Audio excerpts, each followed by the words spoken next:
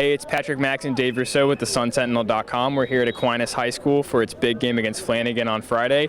Some breaking news out of Aquinas today that senior defensive end Nick Brousseau is out for the season after an undisclosed knee injury. Dave, talk about that a little bit. Well, it will affect the St. Thomas defense against Flanagan, maybe, but according to Roger Harry, he says they got plenty of depth on the defensive line and should not be a major impact, but of course a talent like Brousseau, number one defensive end in the country, there's some impact to the fact he won't be on the field on Friday. Sure. Also, Aquinas will be without junior quarterback Jake Allen, who has stress fractures in his lumbar, and so he will not be playing for the rest of this season. It's another loss for Aquinas as they deal with injuries that have kind of mounted throughout the season. They're without running back Devontae Henry Cole.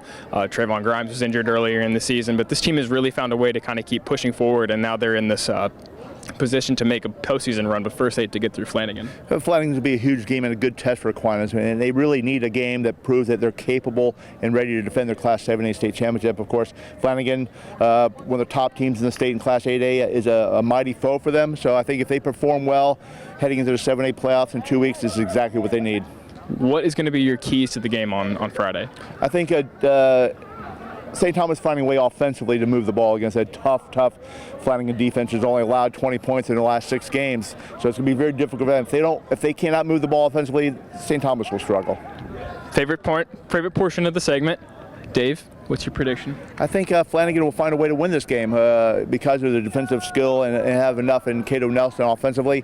I think the game will be somewhere around 24-17 Flanagan. Okay, I think Flanagan's also outscored its opponents something like 230-20 or something like that since they lost to South Plantation. There's another huge game in Palm Beach.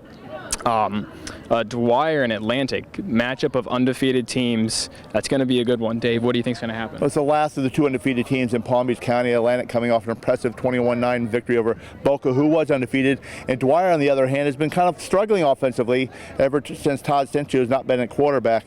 And Eli Matthews taken over. I mean, they only beat Forest Hill last week, 14-10. Not impressive, considering they're only 2 games away from going to the playoffs. I think Atlantic, athletically, and the fact that they're playing well defensively will shut down Dwyer, I think, in this game. And Atlantic will win this game somewhere around 21-10. You heard it from Dave. It's Patrick Max for Dave Brousseau at the Sun Sentinel, and we'll see you at the game on Friday.